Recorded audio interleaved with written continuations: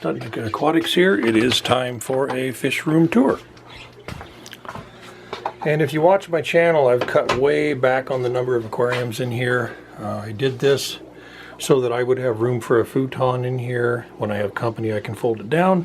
I also have all my vinyl from the 70s and 80s with the record player. So it's kind of a relaxing room. I really enjoy it. And so we'll start off up here. This has been set up, all of these have been set up for a long time. And this is a 40 breeder. I have some mollies, Serpae tetras, head and light tetras, some plecos in there, and some green cobra guppies. I don't have to do much with this tank. It's just the plants are doing wonderful. It stays clean all the time. I try to do a water change about once a week, about 10 to 20%. And this one down here is a 37 tall, which is a really, really neat aquarium. And this is my Blackwater biotope.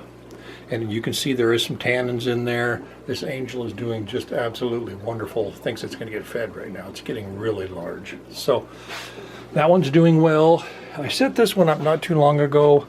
I had a 240 gallon saltwater system. I got some disease in it and lost a lot of stuff. So I converted this 75 over. And what I have in there is a little rusty angel. And I have this damsel, which I can never remember the name of this damsel, and he's hiding right now. I do have a problem with red algae in there, as you can see. There he is. This is an artificial coral insert. I do have red algae problem right now. I'm hoping that'll cycle. And I did get this wet dry hang over the edge on the back. Also has a protein skimmer built into it. And I do have a phosphate reactor on this side here.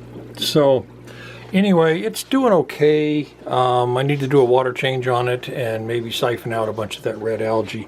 This one down here is a really neat little aquarium. And this is a 40 breeder. And this is my Lake Tanganyikan fish. I have Compressiceps in there. I have some Physiotis, bushy nose plecos, Daffodil bricardase, Juletochromis reganii. And I think that's it. They have spawned in there a number of different times.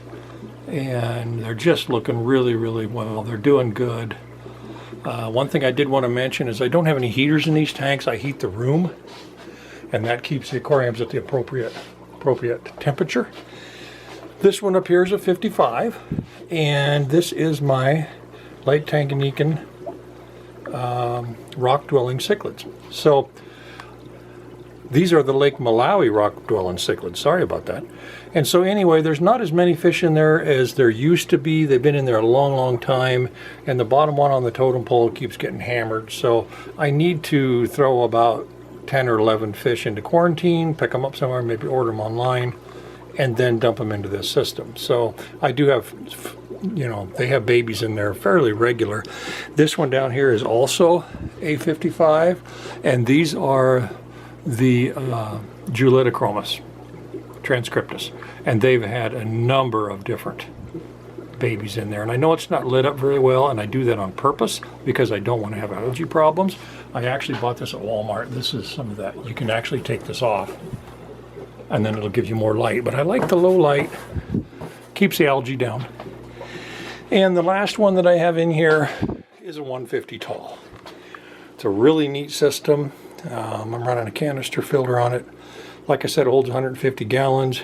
It's a large aquarium. It's difficult to reach the bottom because it is so far from top to bottom and also from front to back. It is an incredible tank, and it's 150 gallon. And actually what I have in there now, other than the live plant, is I actually have some green sunfish in there. So just thought I'd try something a little different. I haven't ever had those in an aquarium. So at some point, who knows? But I kind of like them. They're growing. They're doing very, very well. So my filtration system in this is all ran by air. And the air is right there. So get this back down.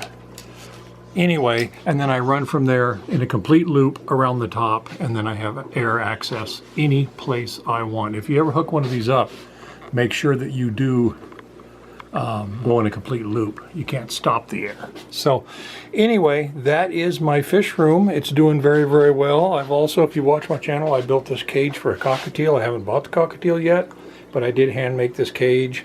And I also made this little play area. So at some point, and this would go out into the living room when I finally did do that. So just not sure if I'm ready to do that yet. So anyway, that is the tour of my fish room. I appreciate everybody watching my channel. This is Studnick Aquatics, and thanks for watching.